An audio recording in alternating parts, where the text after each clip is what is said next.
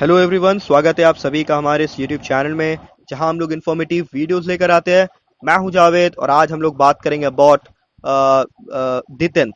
जी हाँ दोस्तों, politics of दितेंत particularly कह सकते हो आप। इस पर्टिकुलर लेक्चर में हम लोग इसके इंसेप्शन के बारे में बात करेंगे। ये किस सर्कमस्टांस में उभर कर सामने आया था, क्या जरूरत थी इसकी, मीनिंग ऑफ दितेंत के बारे में बात करेंगे।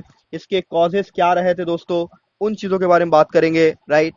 कॉजेज में सीनो सोवियत कॉन्फ्लिक्ट है, pressure on American economy, cracks in the western power groups, right, internal politics of Russia and America and application of detente, उसके बारे में जानेंगे दोस्तों। Western Europe and the USSR, एक जो मामला चल रहा था उसको देखेंगे, और कुछ दूसरे जो व्यू थे दितेंत को लेकर। So let's start this video. Well, बता दूं आपको, 1960s ये वो जमाना था जब कहीं ना कहीं पूरी दुनिया में एक बड़ा चेंज उभर कर सामने आ रहा था। Post second world war scenario में जहां एक तरफ कंपटीशन स्टार्ट हो रहा था and America, USA and USSR दोनों ही अपने पॉलिटिकल एंड इकोनॉमिक मीन्स को मैनिपुलेट करने के लिए, फायदा हासिल करने के लिए और इंटरनेशनली अपने आप को साबित करने के लिए, दूसरे कंट्रीज को प्रभावित करने के लिए उन्होंने बहुत सारे पैदरे खेले। ये था हमारा कोल्ड वॉर।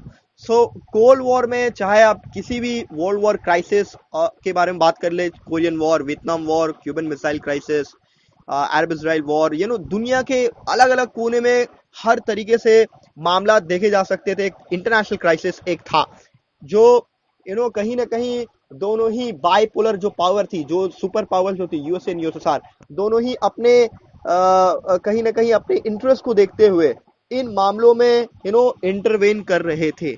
1960s में इंटरनेशनल पॉलिटिकल फील्ड इस तरीके से बहुत ज्यादा बढ़ रहा था।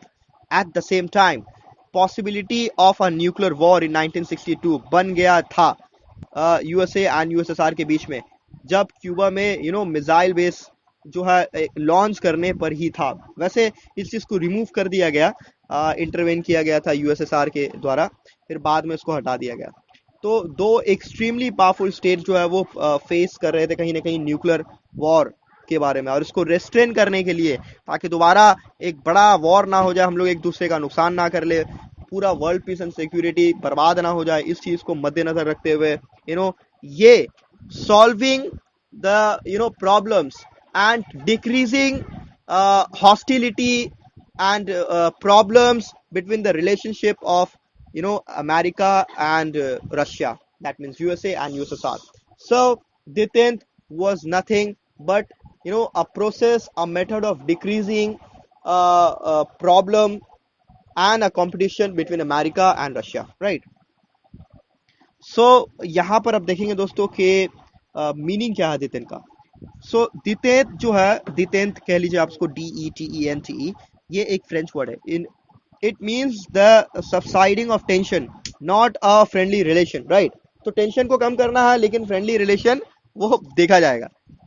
Politics and diplomacy, in politics and diplomacy detente का मतलब होता है ऑल प्लान्ड, जी हाँ दोस्तों, all planned policies to establish normal relations through mutual understanding and reduce tensions between two or more nations in conflict with one another। जी हाँ दोस्तों, ये क्लियर हो गया। और पर्टिकुलरली कोल्ड वॉर में इस प्रोसेस को ताकि ज़्यादा से ज़्यादा टेंशन को डिक्रीज किया जाए, इस प्रोसेस को अपनाया गया था। कॉजेस के बारे में बात करेंगे। पॉलिटिक्स ऑफ दितेंत जो था is no stray incidence, right. यहाँ पर जो कुछ रीजंस थे ऑरिजिन को लेकर, during the latter of the 60s Ditent emerge होता है in world politics due to the interactions of a great many situations and events both internal and external. पहला था Sino Soviet conflict, right. China and Soviet Union के बीच में relation जो थे वो डिक्लाइन होना शुरू हो गए थे मिड 60s से, राइट।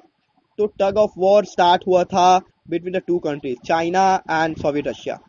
तो दोनों ही उन्होंने मिलिटरली अपने आप को ऑर्गेनाइज करना शुरू कर दिया। अमेरिका ने भी इस बात का फायदा उठाया, इस हॉस्टिलिटी का फायदा उठाया बिटवीन चाइना एंड सोवियत, और उसने भी एक क्लोज रिलेशनशिप, एक दोस्ती का हाथ बढ़ाया चाइना की तरफ, right. Pressure on American economy के बारे में बात करेंगे particularly, during the middle of the 60s US economy कहीं ना कहीं फेस कर रही थी बहुत सारे प्रेशर, एक एम्पल प्रेशर था, ह्यूज एक्सपेंडिचर वियतनाम वॉर को लेकर, लॉस ऑफ लाइफ जो है, रिपरकशंस वगैरह यूएसए को देना पड़ा था इस तरीके से. Meanwhile economic resurrection of Japan and European countries brought a downfall on American investments and exports to those countries. तो export and import between developed European capital states and the third world countries वो बढ़ गया कहीं ना कहीं. As a result US trade भी जो है बहुत ही एक सेटबैक को कहीं ना कहीं सफर कर रही थी. अब वेस्टर्न पावर्स में भी कुछ कहा जा सकता है कि क्रैक्स आ गई थी. तो cracks in the eastern and western group widen the path of the tenth. पहला था दोस्तों वेस्टर्न कैंप में फ्रांस ने रिफ्यूज किया to accept American dominance, right. President Charles de Gaulle वो एक्सट्रीकेट किया उन्होंने फ्रांस फ्रॉम नाटो. यहाँ दोस्तों 1966 में वो नाटो से एक्सट्रीकेट किए जाते हैं. साइमल्टेनियसली अडॉप्ट करते हैं flexible attitude towards the USSR. De Gaulle's real aim जो था बेसिकली वो था to build new European system by joining Russia with it and to end bipolarism in world politics. तो फ्रांस भी कहीं ना कहीं एक एटीट्यूड लेकर आया था कि हम इसके डोमिनेंस में क्यों रहेंगे, अब इस चीज को इन द नियर फ्यूचर किसी तरीके से खत्म किया जाए. नंबर 2 वेस्ट जर्मनी अपना व्यू पॉइंट चेंज कर बैठी थी. It was also terrified about the threat of a nuclear war. 1969 में विली ब्रांडेड वो इलेक्ट किया जाता है चांसलर एंड ये डिसाइड किया जाता है to come to an understanding with the East European communist states. या दोस्तों ये जो पॉलिसी था इसको कहेंगे दोस्तों ost politics. OSTPOLITCS ost politics. So यहाँ पर तीसरा नंबर जो पॉइंट है दोस्तों European countries did not like the USS interference in Vietnam. जी हाँ दोस्तों, वियतनाम से जिस तरीके से फ्रांस एंड इंग्लैंड को खुदेड़ के बाहर निकाला गया था किसी तरीके से, बाद में वीतकॉन्ग जो वहाँ की नेशनल लिबरेशन फ्रंट होती है वो बहुत इंपॉर्टेंट रोल प्ले करती है, राइट. 1975 में जंग खत्म हो जाती है वियतनाम की. वहां पर भी उन्होंने यूएसए को उसकी वजह से कहीं ना कहीं एक हॉस्टाइल एटीट्यूड उभर कर सामने आया था towards USA by Britain and France. यहाँ इंटरनल पॉलिसी जो थी Russia and America, internal politics जो कहीं ना कहीं एक स्टेज को तैयार करी थी द्वितेद के लिए, right. So USSR gradually became a match for the USA in military power. अब एक मिलिट्री पावर, एक आर्मामेंट वाला सेंस एक इमर्ज हो रहा है कहीं ना कहीं. उसको थोड़ा सा न्यूक्लियर वाला सेंस आ रहा था, तो उसको रिड्यूस करने के लिए इस पॉलिसी को अपनाया गया. So internal politics, the US government became the target of the US Congress and the media. So it had to face constant pressure of various kinds. दूसरी तरफ दोस्तों there was single party rule in the USSR, so there was stability in politics.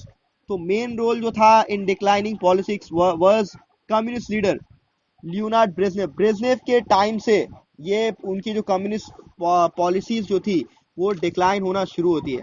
On the other hand US president Nixon जो थे वह subjected to a host of adverse criticism in the country and was forced to resign on June 1974.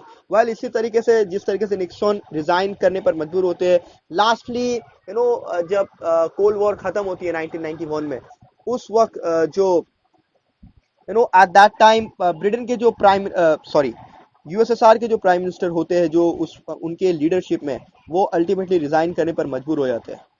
Eight that time Mikhail Gorbachev के resignation के बाद dramatically USSR dissolve हो जाता है, right. That is another sort of story.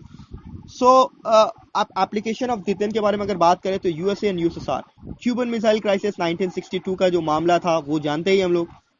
10 जून 1963 में US president John F Kennedy analyse करते हैं world situation को एंड कहते हैं कि इट वाज द टाइम जब when the USA should change it's attitude towards the USSR and cold war.